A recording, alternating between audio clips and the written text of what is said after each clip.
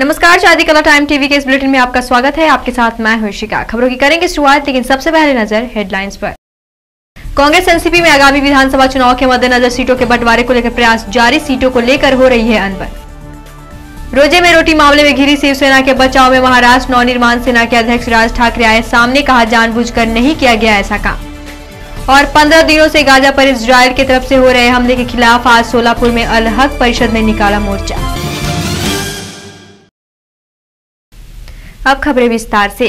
Congress NCP में आगामी विधानसभा चुनाव के मद्देनजर सीटों के बंटवारे को लेकर प्रयास जारी है। इस बीच महाराष्ट्र के मुख्यमंत्री पृथ्वीराज चौहान ने साफ कर दिया है कि अगर सम्मानपूर्वक निर्णय होगा तभी गठबंधन जारी रहेगा। पार्टी के आत्मसम्मान के साथ समझौता नहीं किया जा सकता है। महाराष्ट्र प्रदेश कांग्रेस कमेटी के पश्चिम महाराष्ट्र विभाग का संकल्प सम्मेलन पुणे में संपन्न हुआ। इस मौके पर कांग्रेस प्रदेश अध्यक्ष माणिकराव ठाकरे ने कहा कि राकपा द्वारा की जा रही 144 सीटों की मांग किसी भी सूरत में मंजूरी नहीं की जाएगी।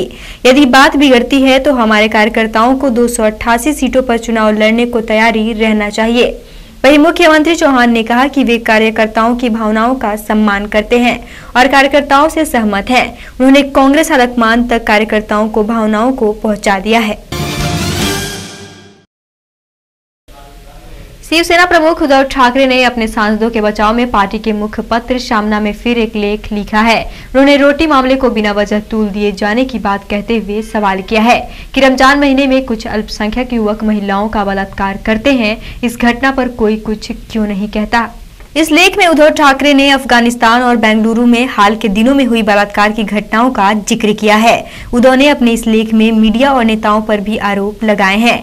उन्होंने लिखा है कि मीडिया और स्वार्थी नेता इस घटना पर तो रोते दिखाई दे रहे हैं, लेकिन उन्हें रमजान के पवित्र महीने में अफगानिस्तान में 10 साल की बच्ची के साथ मौलवी के बलात्कार की घटना नहीं दिख रही है। वही संपादकीय के मुताबिक बेंगलुरु में रोजे के दौरान एक मुस्लिम शिक्षक ने बच्ची के साथ रेप किया, पर नेताओं ने ऐसी किसी भी घटना के बाद संसद में न तो कोई बहस की और न ही मीडिया में कोई सवाल उठाया गया। रोजे में रोटी मामले में घिरी शिवसेना के बचाव में महाराष्ट्र नवनिर्माण सेना के अध्यक्ष राज ठाकरे सामने आए हैं। उन्होंने कहा कि नई दिल्ली के महाराष्ट्र सदन में शिवसेना सांसदों ने जो किया वह जानबूझकर किया गया प्रतीत नहीं होता है। महाराष्ट्र सदन में एक रोजेदार को शिवसेना सांसद राजन विचारे द्वारा रोटी खिलाए जाने के बाद मामले ने तूल पकड़ लिया है। आज इस मामले में राज्यसभा में सरकार को अपना पक्ष रखना है।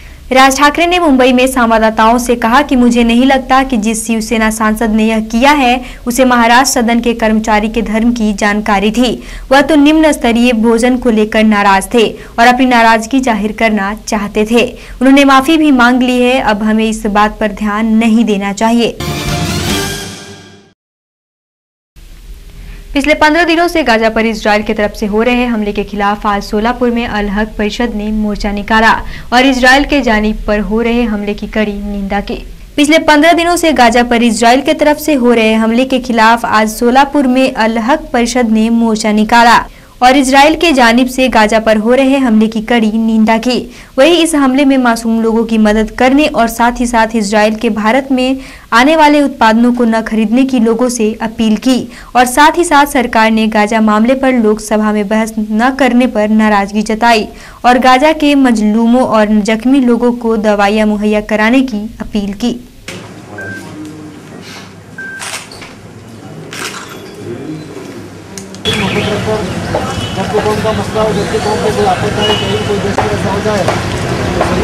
दिनों से इसराइल ने जो दहशतगर्द निर्माण किए फिलिस्तीन के ऊपर, गाजा के ऊपर, जो निष्पाप बच्चे, औरतें, बूढ़े और निष्पाप मुसलमान वहाँ पे मारे गए, एक मानुष के नाते से कालिमा फंसने की बात है।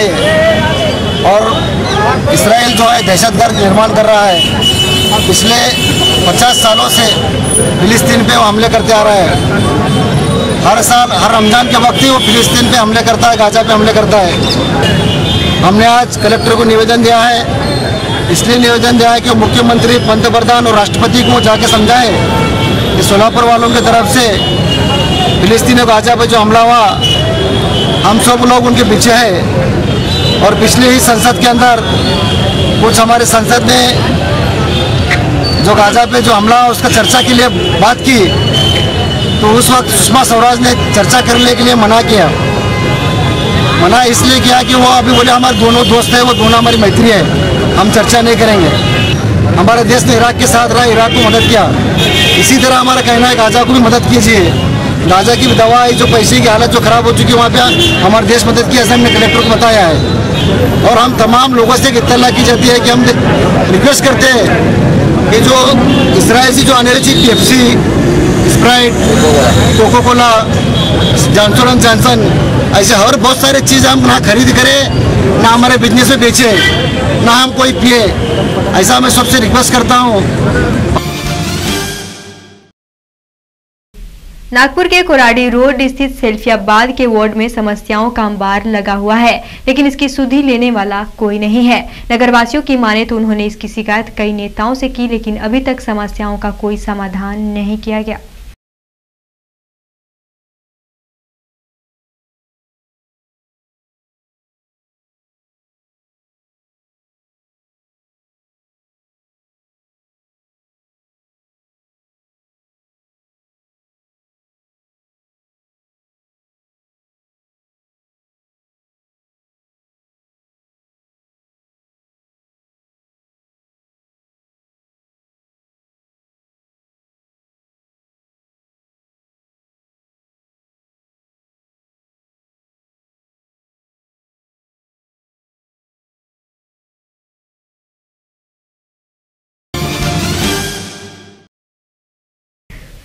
नौ जुलाई को ब्रेन हेमरेज की वजह से नाइजीरिया में हुई भारतीय इंजीनियर की मौत के 14 दिन बाद भी उसका शव उसके परिजनों को नहीं मिल पाया।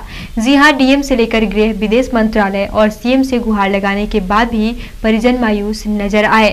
अब तक शव न पहुंचने पर परिवार में मातम का माहौल छाया हुआ है। नागपुर में 5 दिनों से हो रही लगातार बारिश ने नगरपालिका की पोल खोलकर रख दी है। बारिश की वजह से कहीं रोड जाम तो कहीं मकानों के अंदर पानी भर गया है, जिससे नागपुर के लोगों को काफी परेशानियों का सामना करना पड़ रहा है। लंबे इंतजार के बाद नागपुर में लगातार हो रही झमाझम बारिश से जहां किसानों के चेहरे खिल उठे हैं, वहीं इससे दिक्कतें भी पैदा होने लगी है। बारिश की वजह से लोगों का घर से निकलना दूभर हो गया है। सड़कों पर कई जगहों पर पानी जमा हो गया है, वहीं कई लोगों के घरों में भी पानी भर गया है। लोगों को काफी परेशानियों का सामना करना पड़ रहा है।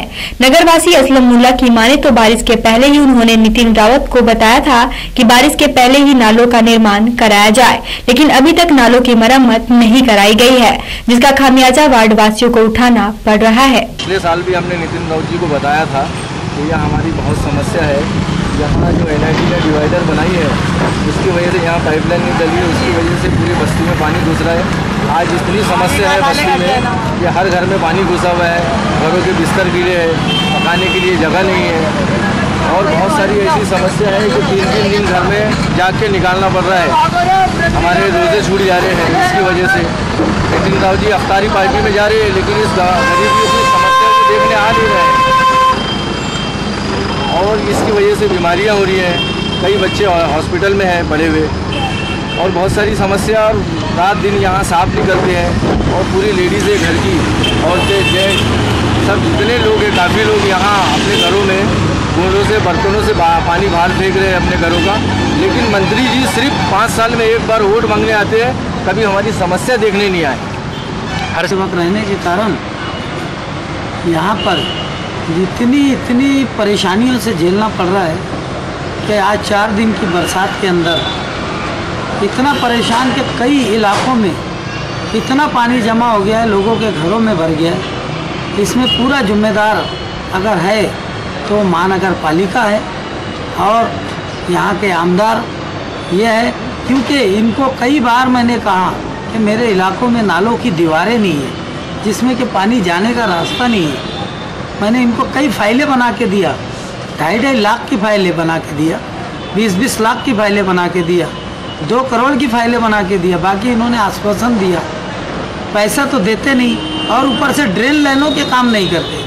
ड्रेन लाइन बोले तो आज एकता कॉलोनी इतना, आप आके देखे होंगे, आपने मीडिया से न्यूज़ लिए होंगे, इतना परेशान हूँ मैं कि वहाँ लोगों के 50-50 लोगों का जत्था होके मेरे घर पे आ जाता है। अब बताइए मैं नगर सेवक उनके क्या कर सकता हूँ।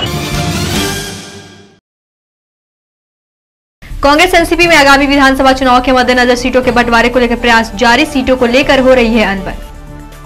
रोजे में रोटी मामले में घिरी शिवसेना के बचाव में महाराष्ट्र नवनिर्माण सेना के अध्यक्ष राज ठाकरे आए सामने, कहा जानबूझकर नहीं किया गया ऐसा काम। और 15 दिनों से गाजा पर इजराइल की तरफ से हो रहे हमले के खिलाफ आज सोलापुर में अल हक परिषद ने निकाला मोर्चा। हमारे इस बुलेटिन में फिलहाल इतना ही, हमें दीजिए इजाजत, नमस्कार।